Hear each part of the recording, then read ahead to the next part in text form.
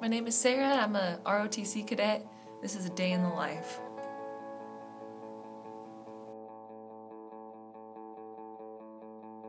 Every year we have training exercises, a couple of them a semester, and it gets pretty dark walking from South to Olson Gymnasium. First formation, everyone's accounted for. Here we go, ready to load the buses.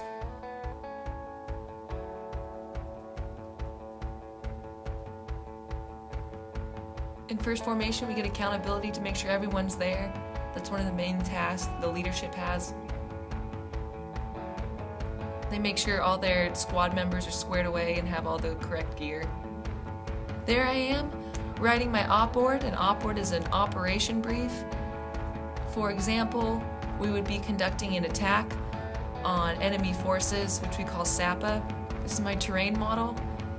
When you're briefing your op board, you want to make sure that your whole squad has a correct idea of what you're doing. So when you're actually doing actions on or moving to an objective like this, everyone is on the same page. This is a movement technique. It's a wedge. You have your point man up front. This is a file. Dense terrain makes you shift how you travel. The cadet in the back has rear security. This is us getting online. Movement to contact. When you're in your formation and you move and you make contact, the first group gets online.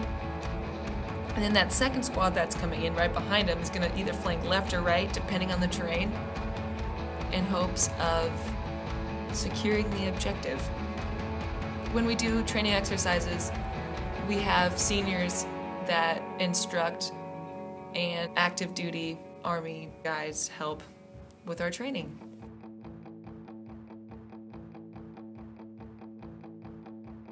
As you can see, we train on Fort Lewis. The vegetation's really dense. During this day, I got stuck in 2 bushes, and I got a lot of bruises and a lot of scrapes. So this is the OP4, it stands for opposing force. They are the enemies when we do conduct attacks and movement to contacts on an objective. We have actual people to either search, kill, or capture.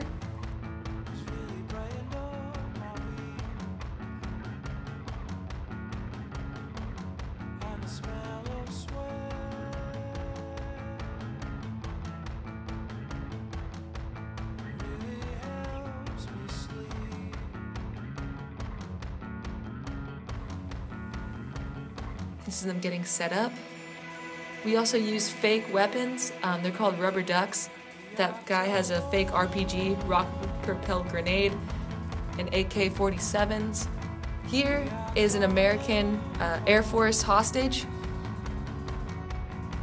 The SAPA forces are about to behead him. So what we have to do is we're doing a reconnaissance, and figuring out what the best way would be to help the American out of that situation.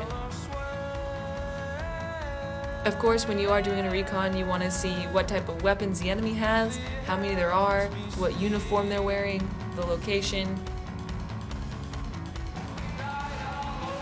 When you are doing recons and moving towards your objective, you don't want to be seen by the enemy, so we do individual movement techniques.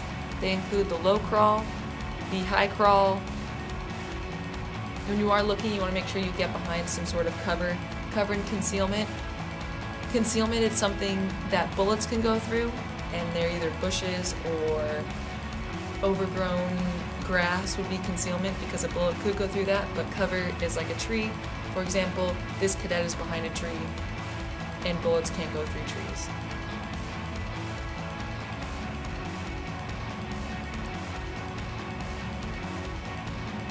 When we do exercises, we wear flicks. Flick stands for field kit. They're like vests. They come in handy because you can put all your snacks in all those pockets. But really, they're meant for magazines.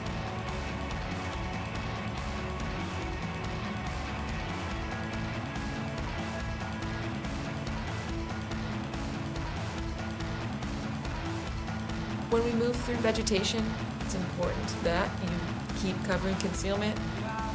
One of the main elements of an attack is surprise. This is what we call a leader's recon. The leadership or the person who's in charge takes a group with them and they figure out where they want to set up the attack, whether it be left or right, depending on your initial plan. A lot of where you set up is based on terrain. What provides the best cover? What provides the best concealment? How can you best move without the enemy seeing you? This is a great picture because these cadets are very concealed. You can see them, but not as well as a regular civilian.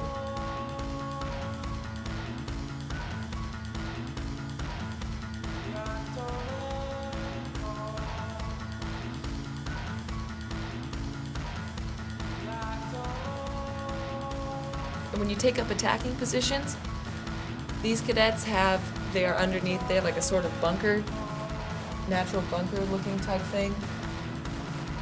Here they are assaulting the objective. And that is a day in the life of an Army cadet.